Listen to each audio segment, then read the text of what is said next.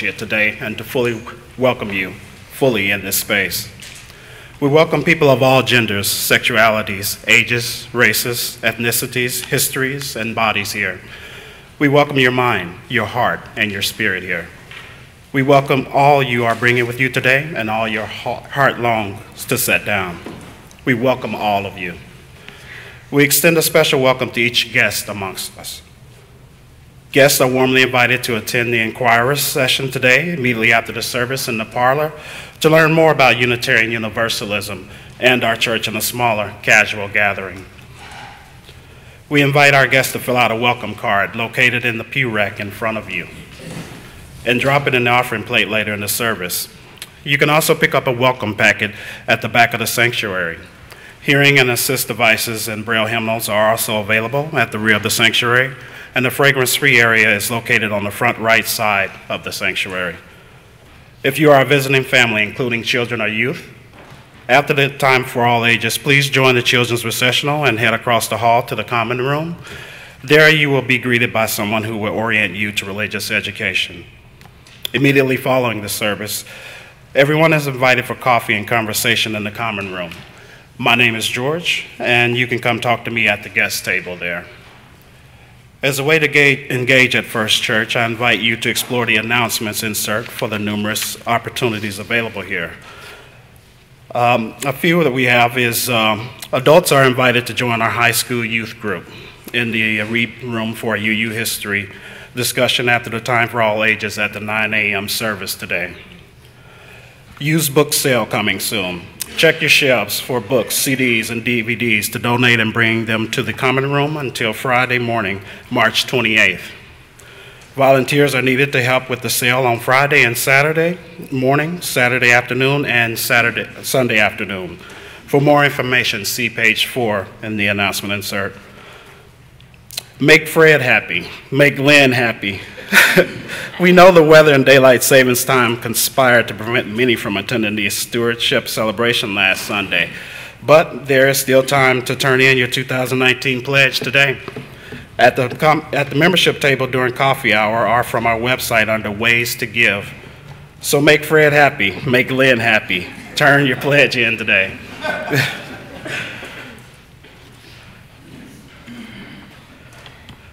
Our form this morning the title is Words Across Cultures, presented by Edith McPhetres, Professor Emeritus, UW Milwaukee, and First Unitarian Society of Milwaukee member.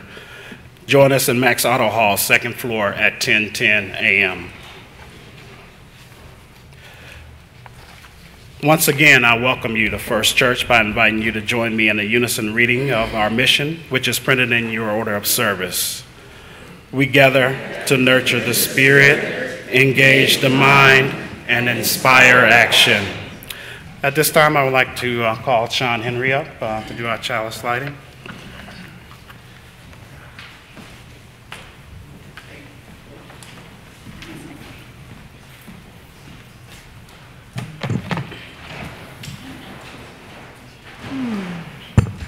Good morning, everyone. Good morning. Good to see you here today. These opening words are by Bernadette R. Burns. For the joyful, may jubilant songs echo in our hearts well beyond fading memories.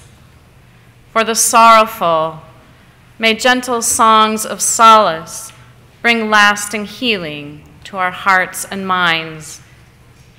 For the angry, may we join our voices together in songs of protest and hope. For the mindful, may we sing praises of earth's beauty and honor the unique songs of all beings. For all of us here in our community and our world, may we sing to the morning and evening stars as they guide our journeys.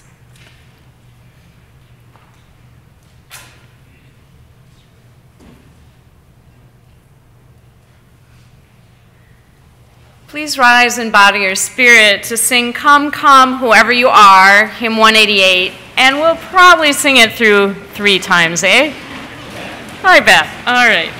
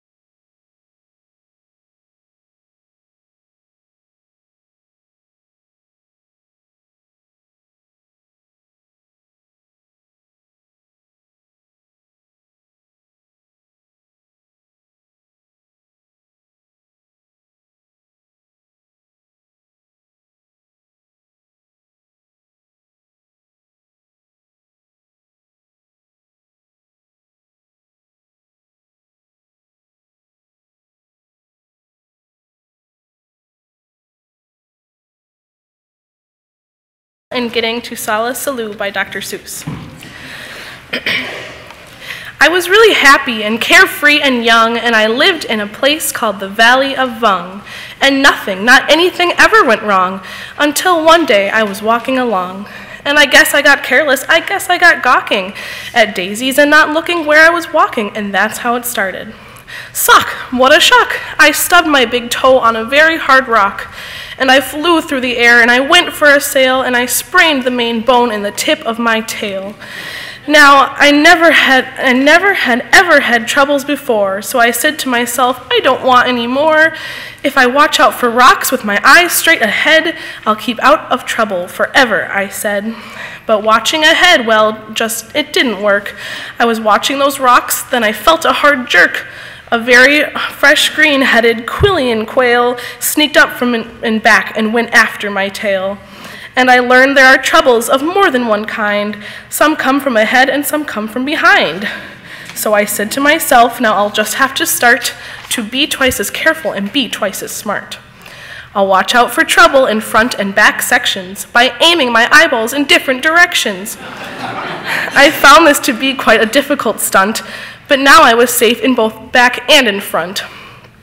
Then new troubles came from above and below, a scritch at my neck and a shrink at my toe, and now I was really in trouble, you know. The rocks and the quail and the scritch and the shrink, I had so many troubles I just couldn't think.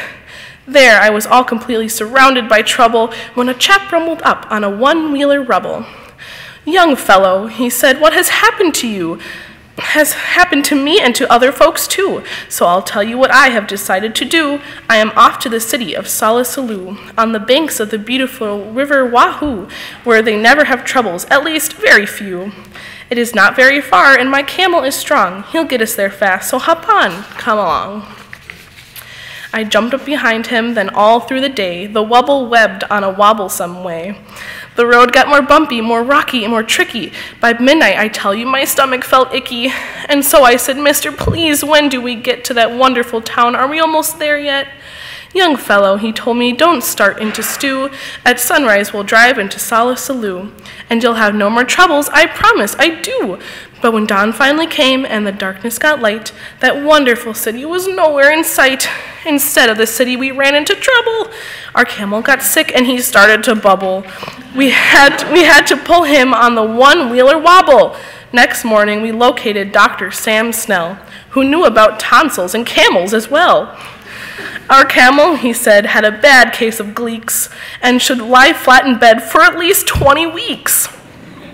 I was tired how I wanted to crawl into that bed, but the wobble chap sent me away and he said, your troubles are practically all at an end. Just run down that hill and around the next bend, and you'll come to the Happy Way bus route, my friend. The Happy Way bus leaves at 4:42 and will take you directly to Sala Salou. On the banks of the beautiful river Wahoo, where they never have troubles, at least very few. Well, the bus stop was there, and that part was just fine, but tacked on a stick was a very small sign saying, notice to passengers using our line, we are sorry to say that our bus driver, Butch Myers, ran over 4 nails and has punctured all tires. So until further notice, until 4:42 cannot possibly take you to Sala Salou. But I wish you the most pleasant journey by feet. Signed, Bus Line President Horace P. Sweet. So I went on by feet thanks to Horace P. Sweet, and that Horace P. Sweet almost ruined my feet. 100 miles later, and my feet were so sore, then, wouldn't you know it, it started to pour. I was drenched to the skin when a chap in a slicker splashed up and he yelled, it's the midwinter jicker. The midwinter jagger came early this year, and it's not going to be very comfy around here. Any fool would get out, so I have to pack up my things, and I'm off to my granddaddy's out in Palm Springs. Take cover, he yelled, use my house if you wish. Then the chap in the slicker splashed off like a fish. I ran in the house and I fell in a heap. I needed to rest, but I just couldn't sleep.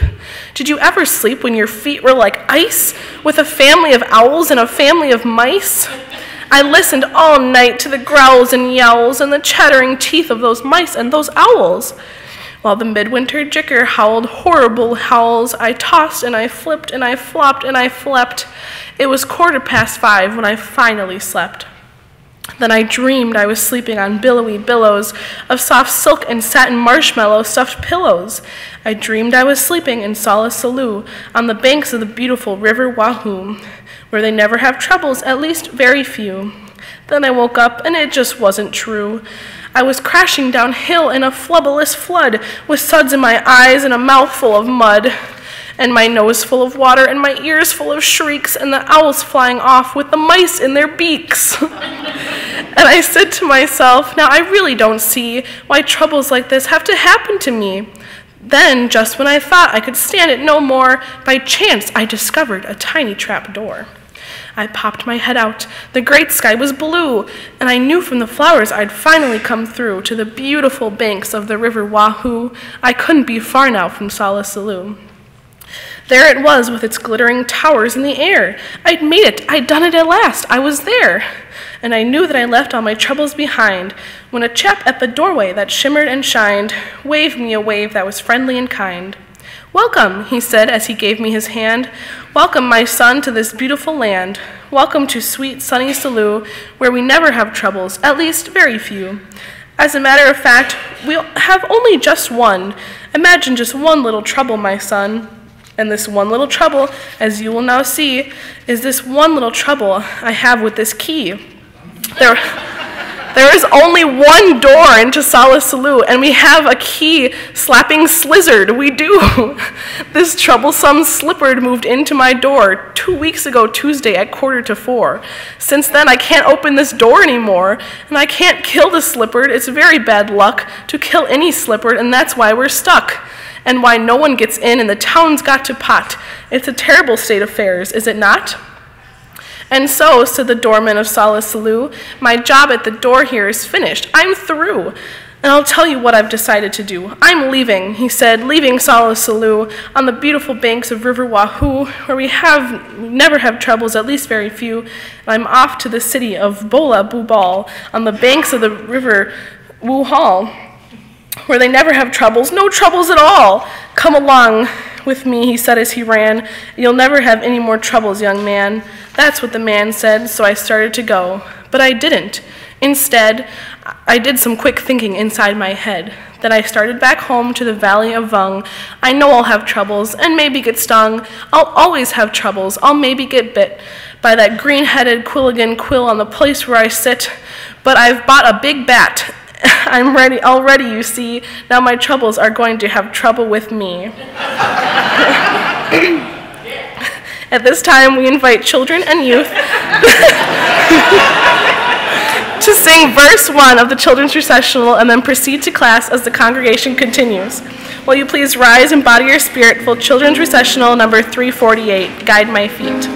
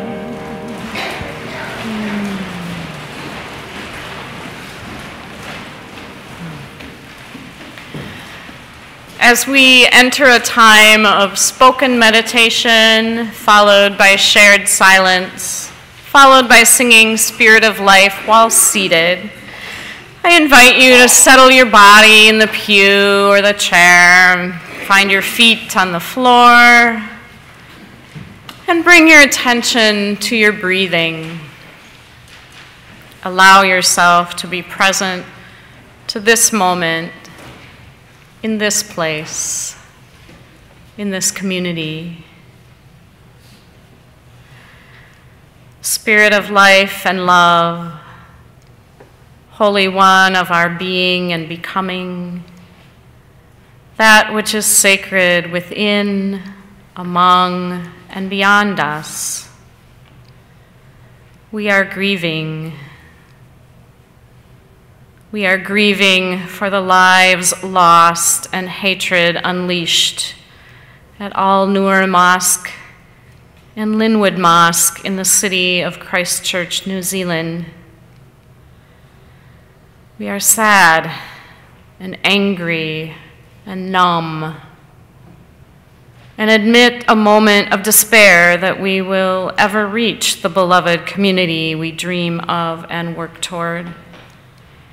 A community of understanding, acceptance, love, justice, and equality. Our hearts are with the Milwaukee area Muslim community, the worldwide Muslim community, and the families in New Zealand mourning the deaths of their loved ones. 50 lives cut short by horrific violence. Our minds again try to comprehend. We also grieve for the person whose hatred grew so large and emboldened by racism, white nationalism, anti-Muslim and anti-immigrant rhetoric coming from our country especially, invaded a peaceful community's place of worship to kill. We're also mindful of the lives taken by gun violence every day, ending those individuals' life's journey and casting their loved ones onto a very different and rugged path than expected. May all who grieve or despair for these or other reasons hear this blessing for your journey from Jan Richardson. Beloved is where we begin. I cannot promise this blessing will free you from danger, from fear, from hunger or thirst, from the scorching of sun or the fall of the night. But I can tell you that on this path, there will be help. I can tell you that on this way, there will be rest. I can tell you that you will know the strange graces that come to our aid only on a road such as this, that fly to meet us bearing comfort and strength, that come alongside us for no other cause than to lean themselves toward our ear, and with their curious insistence, whisper our name, beloved, beloved, beloved. May we enter the silence.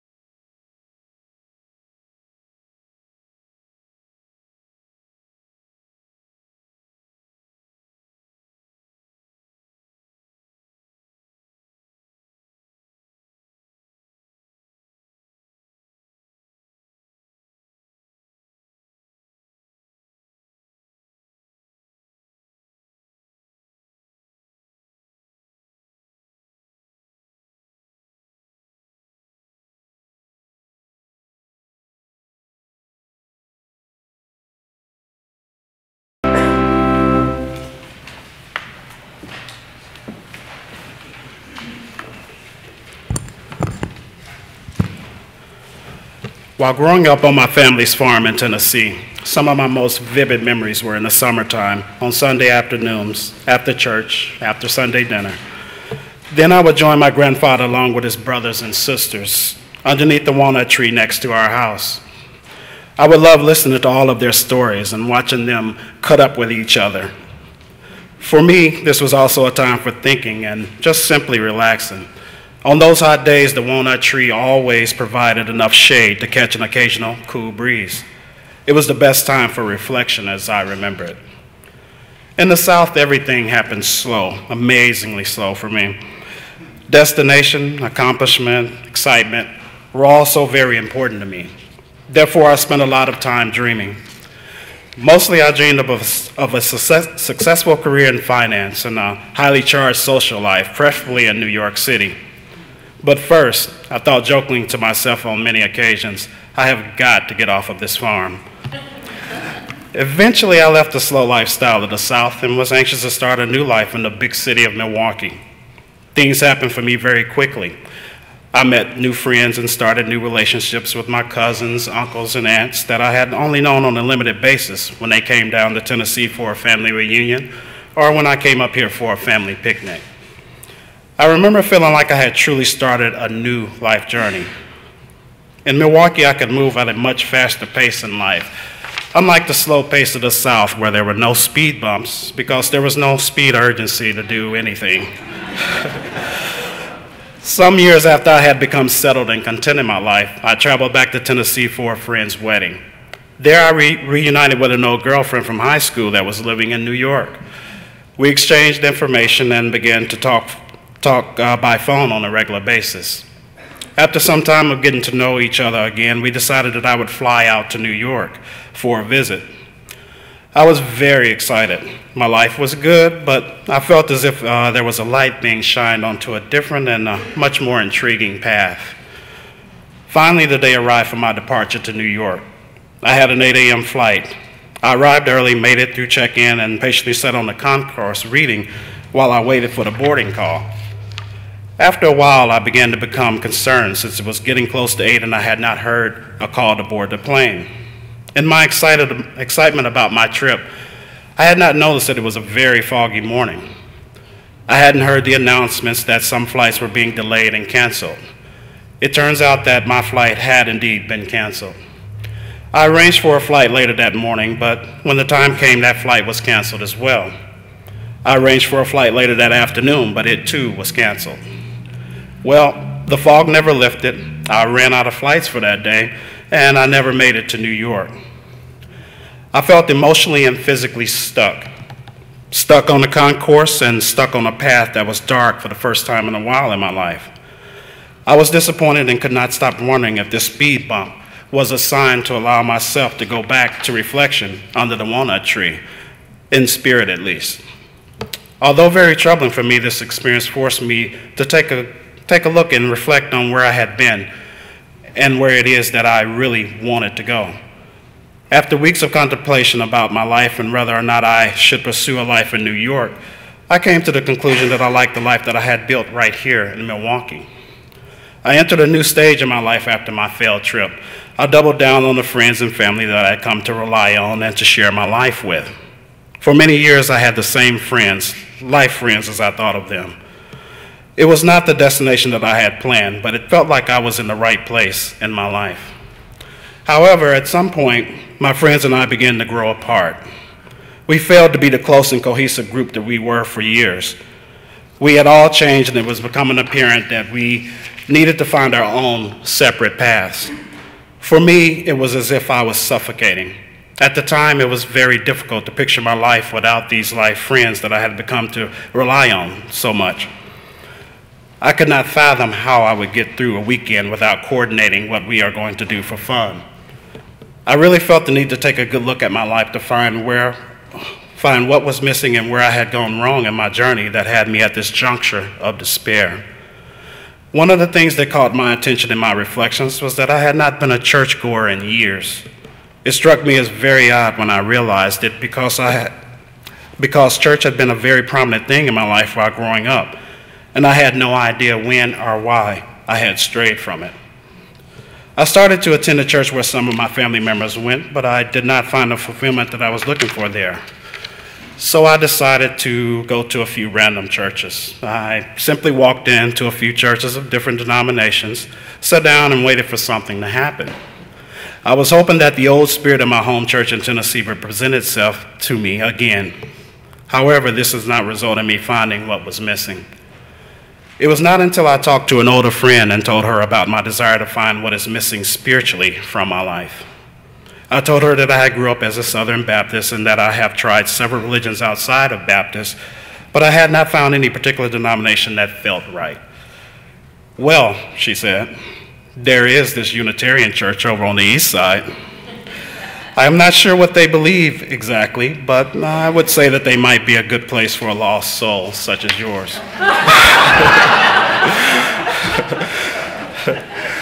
I researched First Church and Unitarian Universalism profusely before ever coming here for a service. At this point in my life, I was not a joiner, and I was very skeptical with committing to anything. However, unlike some other churches that I had tried in which I walked in and waited for something to happen, I did not make it in to sit and wait for something to happen because the energy was here as soon as I walked in these doors.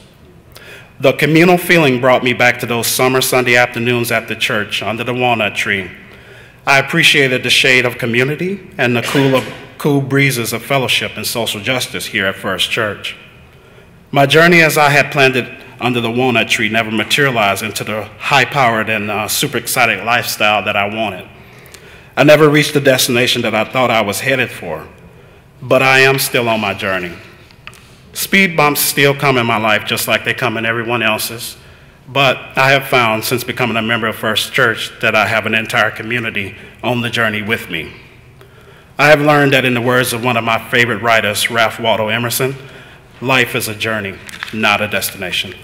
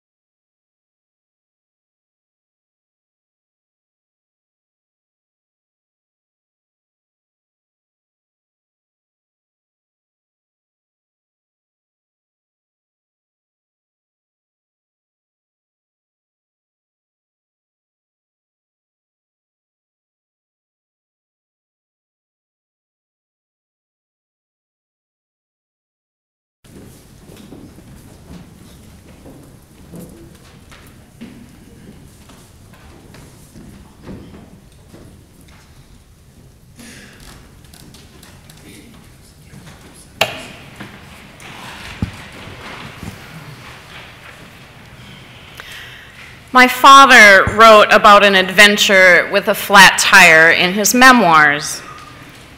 It was about 1965 when my wife Harriet and I took our daughters, who were about 8 and 5 years old, on our summer vacation to see the Teton Mountains in Wyoming. The Tetons were one of my favorite places. The fact that one went through Yellowstone Park to get there from Minnesota was a little frosting on the cake. It was just a few miles east of Miles City, Montana, when our accident happened. At the time, I was driving a 1963 Buick with Power Glide transmission. It was the first upgrade car we had ever owned. It was a hot day, which meant that the concrete highway was probably well over 100 degrees. I was traveling at 80 miles per hour, so the tires were probably smoking. Just as we were on a bridge crossing some river or deep valley, the right front tire blew out, throwing the car into the curb and causing the rear end of the car to fly up into the cross girder, smashing the trunk lid open. Fortunately, we all had our seatbelts on, but at that time there were no shoulder restraints. My head hit the roof, but not too hard. I was able to hold the car on the road as we rolled to a stop some distance beyond the bridge. The rest of the family seemed to be all right. The car following us stopped, and they were from Minneapolis. They offered to take the family into Miles City while I stayed with the car, which had a curled up front bumper and a badly damaged trunk lid, and a flat tire, of course. We decided Harriet should get a motel room, try to rent a replacement car, and send a wrecker to tow me in. We didn't have cell phones in those days, so I don't know how the highway patrol learned about us. But soon after the family left, a patrol car appeared. The officer apologized for taking so long to get there, but he said he had to go home and change his shirt. The patrol cars did not have air conditioning, and he said the officers were supposed to look neat at all times when dealing with the public. A wrecker appeared a while later and hooked the car up to tow. I rode in the cab with the driver. By the time we arrived at the Buick dealer, Harriet had found a motel and rented a station wagon from the dealership. They thought they could get our car repaired in about a week. We were uncertain about going all the way to the Tetons with the rental car, so they suggested a river close by that had campgrounds. After a week's time, we went back to reclaim our car and proceed home again, never making it to the Tetons. Sometime later, we were shopping at Dayton's department store in downtown Minneapolis when we met the folks who had rescued us on the highway in Montana. We met as we were all getting on the same escalator. What timing? 2 minutes different in either of our movements, and we wouldn't have seen each other at all. Well, getting a flat tire on a road trip becomes part of the trip and a story to tell. Being stuck is not necessarily bad. Since I was a 5-year-old in that story, I have only a vague memory of the experience, but camping trips with my family were always fun, and the kindness of strangers helped our family on its way. Being an adult driving alone with a flat tire can be frightening, though. Barbara Brown Taylor writes in her book, An Altar in the World, all you really need is a flat tire to find yourself thrust suddenly into the wilderness. This has happened to me, so I know, she wrote. One moment, everything is fine. You are on your way home from Atlanta after a satisfying day in town. The stars are out. Thistle and Shamrock is on the radio. Then you hear an increasingly loud noise coming from the direction of your right front fender, while your car begins to list seriously in that same direction. By the time you wrestle the car to the shoulder of the highway, you know you have a flat tire. Depending on your personality, the panic can begin immediately, or you can hold it off for a while, opening the glove compartment to find the chapter on how to change a tire in the owner's manual. If you are a man, you do not look forward to this. If you are a woman alone on the road at night, your mind starts working overtime. Even if you call AAA, it might be an hour before they arrive. In the meantime, there is no telling who will pull over, either to help you or to hurt you. You know you are supposed to stay in the car with the doors locked, but since your compact car sways violently every time a semi whizzes by, this does not seem like the best idea. You are truly, seriously lost, even though you know exactly where you are. Something is happening to you in this wilderness that does not happen to you when you are safe at home. Even though you would rather not think about it, you are exquisitely vulnerable in this moment. You are vulnerable to this moment. Your carefully maintained safety net has ripped. You are in need of help, and your awareness of this is not a bad thing. There are people all over the world, she continues, who know how helpless you are feeling right now. Plenty of them would trade places with you in a minute to be sitting in a wilderness where there are no bombs going off, no guns being fired. If you listen to these people, they may be able to convince you that the odds of your survival are very, very good. Even if the odds were against you, though, there is something holy in the moment of realizing how perishable you really are. It is part of the truth about what it means to be human, however hard most of us work not to know that. I've been thinking, as you have, about the deaths of dear members in our congregation in recent weeks and months, and the serious diagnoses of other dear members. I've been thinking about the terrorist attack in New Zealand and all the other personal losses that many of us grieve and bear every day as we get up and get dressed and move about our day. All this has me thinking about how perishable we humans are. I've been wondering lately, maybe you have too, why all these deaths and so close together? This is not the path I imagine our community would be traveling right now. Yet, the path is the path. Facing our mortality and losing our loved ones is sadly part of the journey. So now I wonder, how do we want to inhabit these perishable human bodies on life's path of beauty and loss? 16th century Spanish mystic Teresa of Avila wrote, "The whole way to heaven is heaven itself."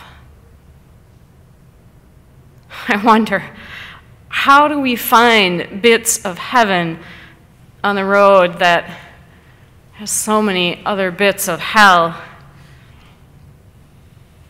I think it has to do with cultivating a place of waiting and stillness inside us.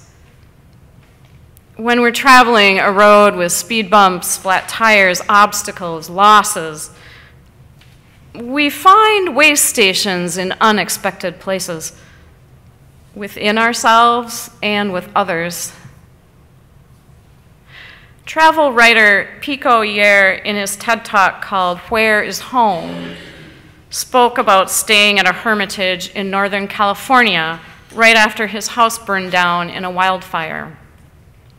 He said, "I started to go back to this place again and again, and I noticed that I was doing my most important work there, invisibly, just by sitting still, and certainly coming to my most critical decisions, the way I never could when I was racing from the last email to the next appointment. And I began to think that something in me had really been crying out for stillness. But of course I couldn't hear it because I was running around so much. It's only by stopping movement that you can see where to go. And it's only by stepping out of your life and the world that you can see what you most deeply care about and find a home. And I've noticed so many people now take conscious measures to sit quietly for 30 minutes every morning, just collecting themselves in a corner of the room without their devices. Or they go running every evening, or leave their cell phones behind when they go out to have a long conversation with a friend. Movement is a fantastic privilege, and it allows us to do so much that our grandparents could never dreamed of doing. But I begin to think that really movement is only as good as the sense of stillness that you bring to it to put it into perspective. Kathleen Norris also tells a story about travel informed by daily spiritual practice. She wrote in her book, Dakota, A Spiritual Geography, that the silence of the plains, this great unpeopled landscape of earth and sky, is much like the silence one finds in a monastery, an unfathomable silence that has the power to reform you. And the plains where I live now have changed me. I was a New Yorker for nearly 6 years and still love to visit my friends in the city. But now I am conscious of carrying a plains silence within me into the cities. Several years ago, I traveled to New England to visit a friend who had terminal cancer. The journey took on the nature of a quest. First, the 125-mile trip over the prairie to the nearest airport in Bismarck, North Dakota. Then a plane to Minneapolis and then to LaGuardia, where I waited nearly 2 hours for my baggage. Then a bus into Manhattan, a taxi to Penn Station, where I stood for another 2 hours in a vast crowd, it was Labor Day weekend, waiting for a train. It seemed as if all of the city's dense, humid heat was concentrated in that room, yet I felt at peace. The crowd was a typical urban mix, all races, young and old, rich and poor, quiet and ranting. As I stood in this group of strangers, I was happy to be one among many, and a powerful calm came over me. I began to see each of us as a treasure bearer, carrying our souls like a great blessing throughout the world. I've come to see, as the monk Thomas Merton said, that it is the function of solitude to make one realize such things, and that it is the separateness of the plains, like the separateness of the monastery, that teaches me when I am in the city there are no strangers, and that the gate of heaven is everywhere, even at Penn Station on Labor Day weekend. Friends, you know as well as any that life's journey is not smooth. We are going to hit speed bumps, get flat tires, and not reach the destination we're going to. We are going to find bits of hell along the way of this path that is heaven itself. I think that daily spiritual practice can help us deal with the obstacles we find in our way. Spiritual practice can help us experience delays as waystations, where we can wait, seek shelter, and accept help from strangers. For the path is the path, and no shaking our fists at it will change that. The obstacles in front of us aren't in our way. They are our way.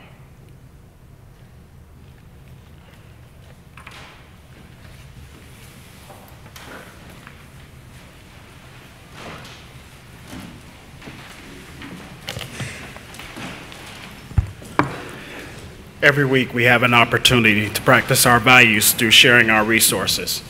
Our pledges are at the core of our spiritual practice of generosity. In addition, the church shares half of all the non-pledged cash in our offering plate with a community organization. In this way, we commit our resources in line with our beliefs that this congregation is interdependent with the world beyond these walls. Today we share the plate with Pathfinders. May the practice of giving bring us joy. The offering will now be gratefully received.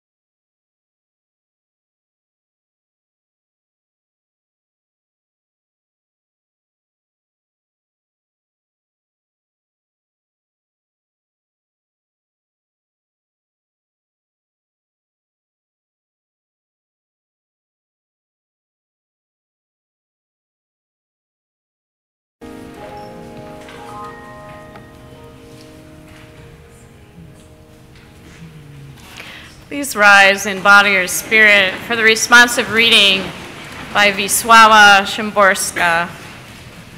I'll begin. Life is the only way to get covered in leaves, catch your breath on the sand, rise on wings. To tell pain from everything it's not. To squeeze inside goodness, boggling views, to seek the least of all possible mistakes. An extraordinary chance to remember for a moment a conversation held with the lamp switched off. And if only once, to stumble on a stone, end up drenched in one downpour or another. Mislay your keys in the grass, and to follow a spark on the wind with your eyes. And to keep on not doing something important. Let's sing We're Climbing Jacob's Ladder, hymn 211.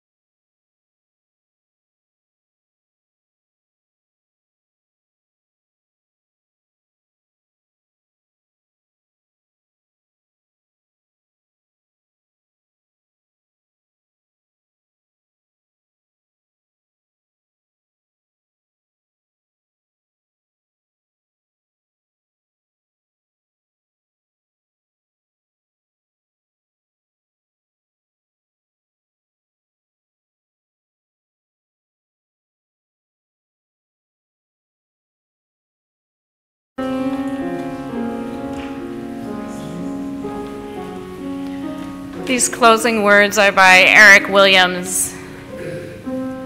Blessed is the path on which you travel. Blessed is the body that carries you upon it. Blessed is your heart that has heard the call. Blessed is your mind that discerns the way. Blessed is the gift that you will receive by going. Truly blessed is the gift you will become on the journey. May you go in peace.